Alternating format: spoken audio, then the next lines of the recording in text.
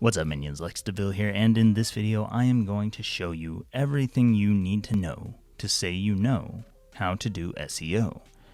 For article writing, copywriting, any other kind of writing gigs that clients might ask you, do you know SEO? If that's something you're interested in, stick around. Hey minions, if you're new to the channel and you like what I have to say, then be sure to subscribe and click the notification bell so you never miss a video. Only do this if you like what I have to say and if you want to hear more about freelancing, entrepreneurship, and personal world domination. For those who don't know me, I'm Lex DeVille, and on this channel we help you escape corporate prison and build a freelance empire. We share lots of freelance tips and tutorials, so if you're new, consider subscribing. Today's video is a little bit different than usual. My face is not on the screen because I'm trying to make this as simple as possible.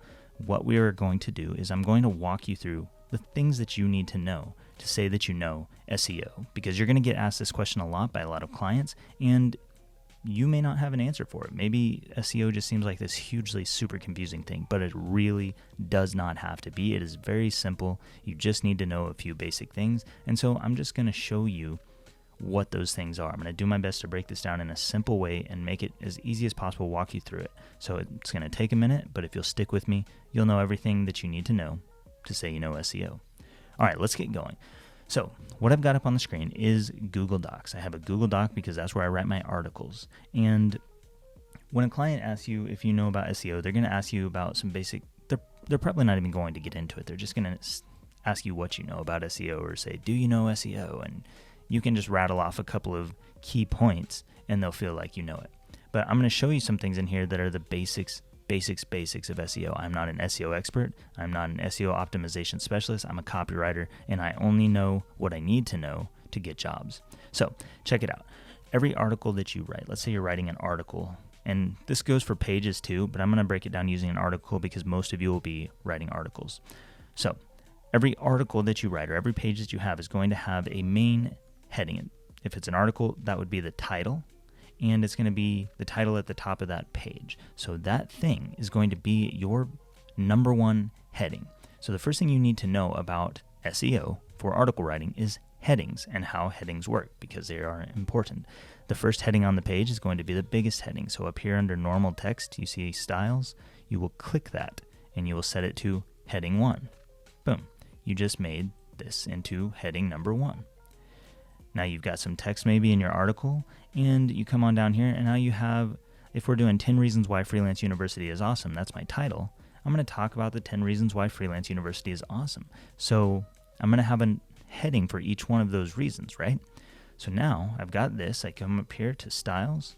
I want to make that heading 2. That's my first main section. So I've got a heading 1. It's the biggest.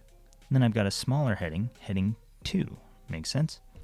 Now we come on down, I've got some more text leading into this piece of the article, and then I have a reason why. This is a specialized reason number 1. This is a sub-reason of reason number 10, why Freelance University is awesome.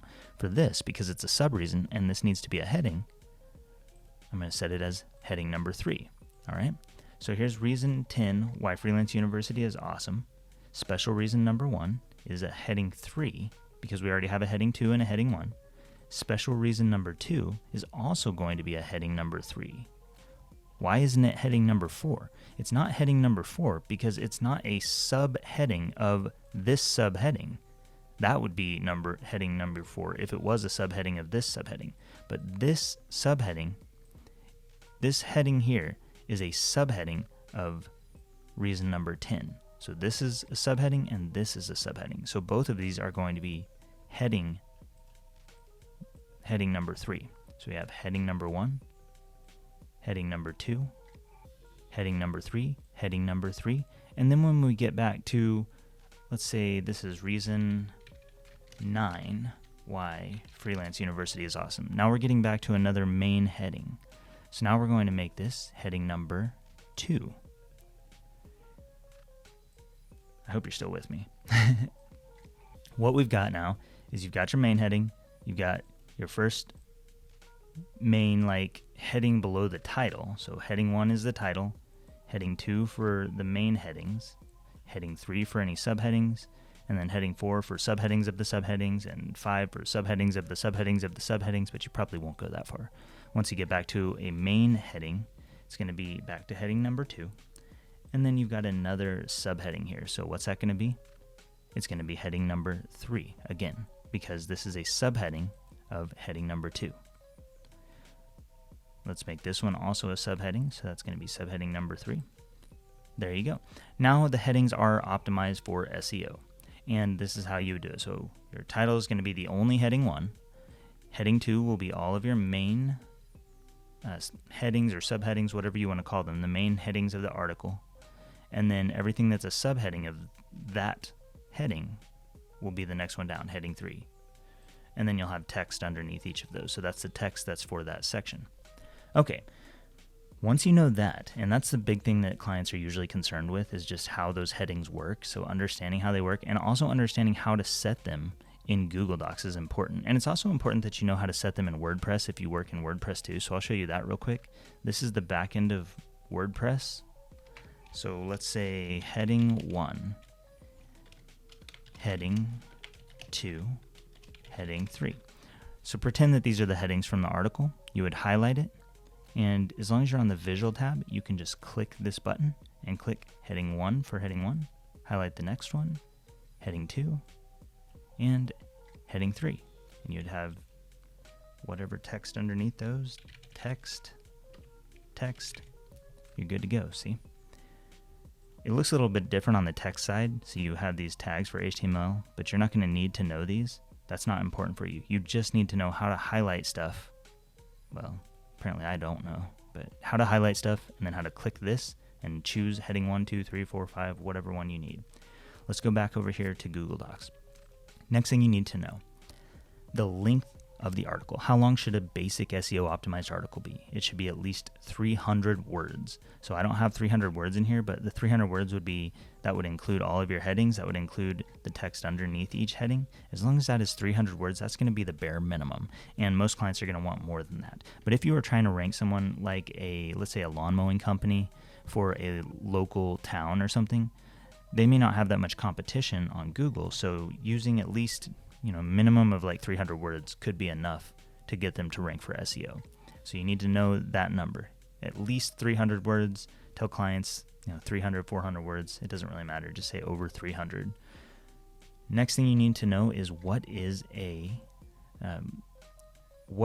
keyword and a key phrase? What is the client looking for when they ask you, like, do you know about keywords and key phrases and how to research them? Well, it's really simple. The keyword or key phrase is just a word that somebody is searching for, or a phrase that somebody is searching for on Google when they're trying to learn more about your product. So if somebody was searching for Freelance University, they're going to type in something about Freelance University. They're going to say, is Freelance University right for me? Or has anybody taken Freelance University? I don't know what they're going to type in, but it's going to have the word Freelance University in there. So that might be the term that I want to rank for. So I want to have that in my title. It needs to be in my title because that is my focus keyword. If I want to rank for a certain word, it starts by having that word in your title. So let's say Freelance University is my keyword. You could also call it a key phrase. If we were looking at a phrase is a little bit longer. So it might be 10 reasons why Freelance University is awesome. That could be the whole phrase, but that's a pretty long phrase. Just know, basically you need to know keywords. What is a keyword? So Freelance University is a keyword. And the way you do that research, you could go to Google, you could type in Freelance University and see what comes up. Or if you're looking for different keywords, you could type in a competitor of the client.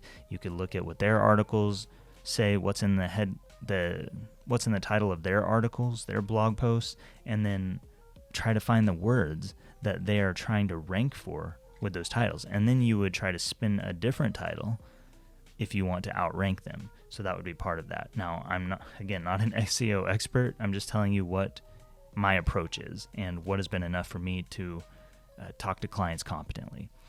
I've got Freelance University in my title.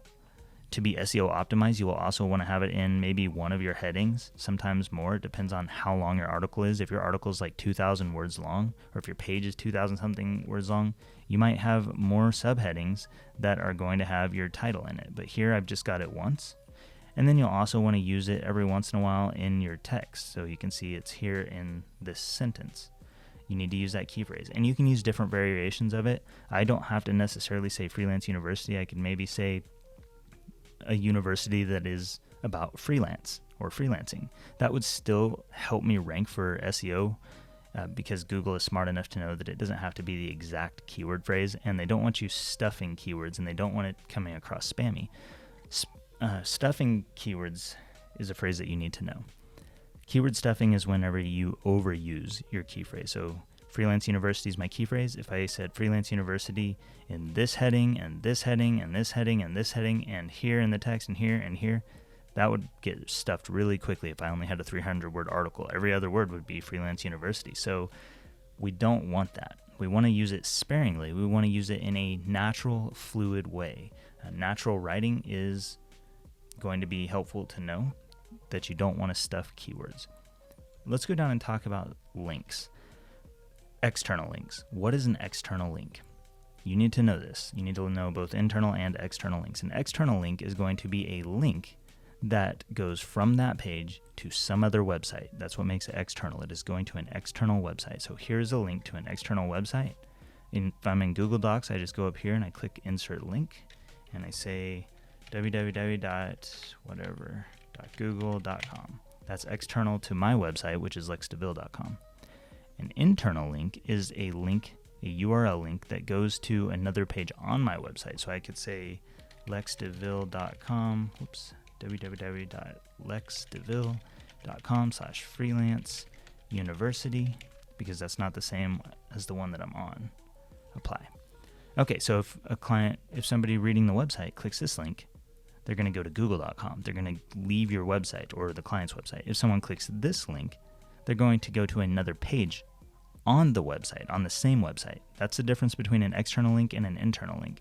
At a minimum, most SEO optimized articles will have internal links that go to other pages on that website.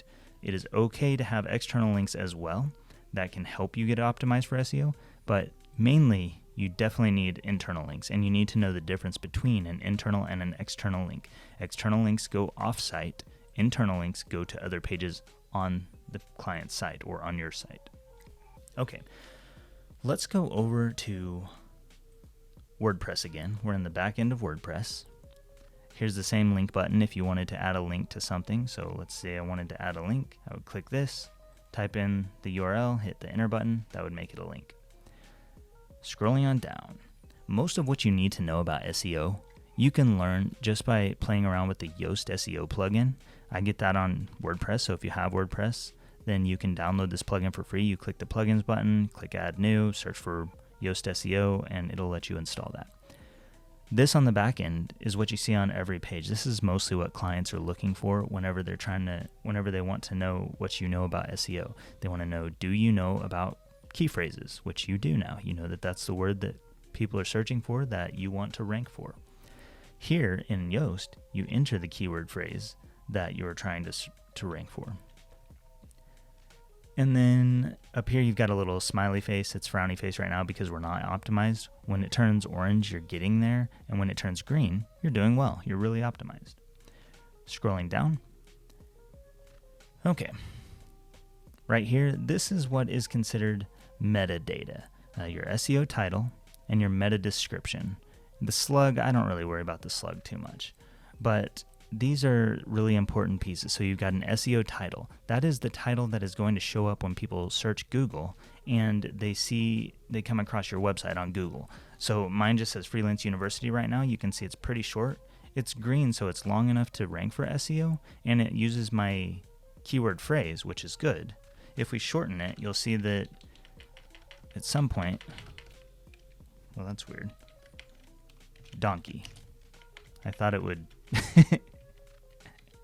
I don't know. Usually this little green bar turns orange, but it's not doing that right now. So let's say 10 reasons why Freelance University is awesome. Beyond all belief. I don't think Yoast SEO is working properly right now. Oh, there we go. Okay. You can see I got too far and it got red. It turned red because I have too much in my title. So if your title is too long, it's going to turn red, and then it's going to say you're like over optimized. So 10 reasons why Freelance University is awesome.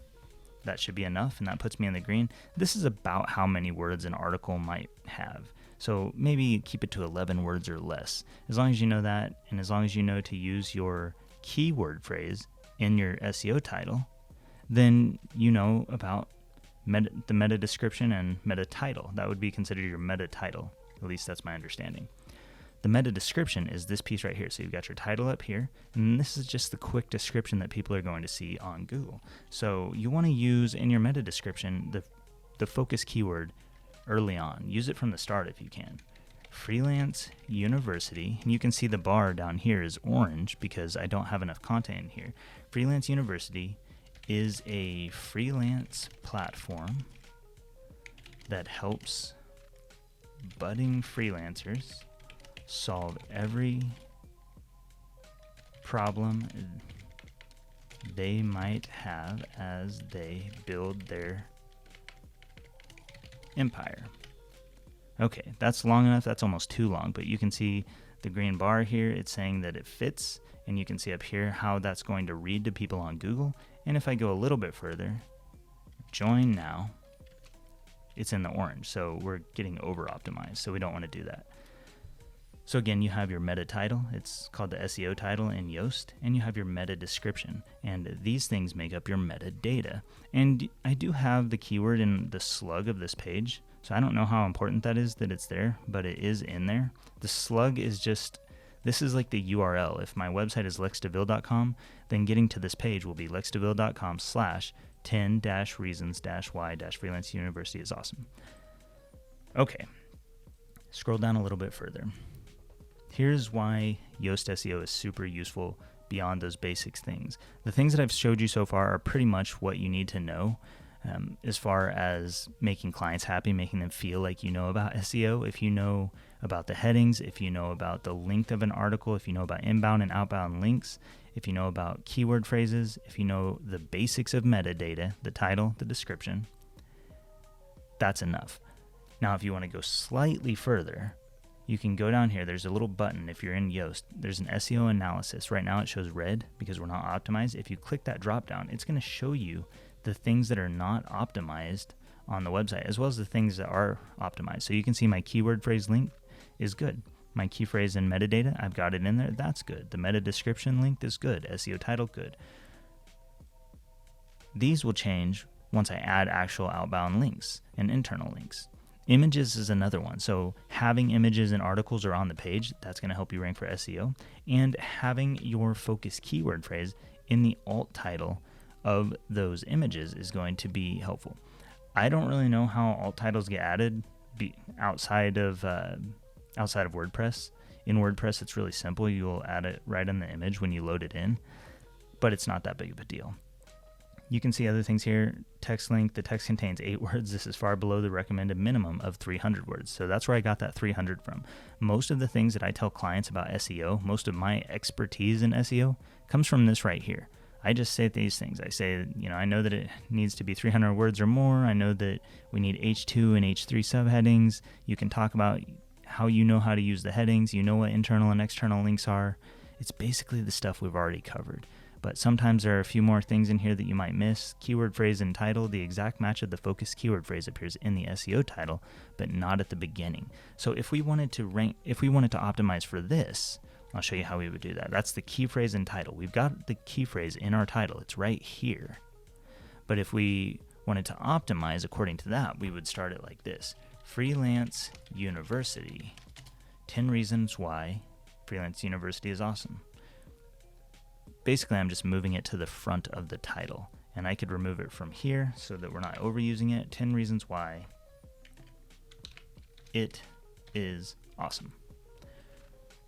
Now, if I were to update that I would have to publish it. Well, I'm not publishing it, but the point is, it would update here. It would show green because I moved it to the front of the title.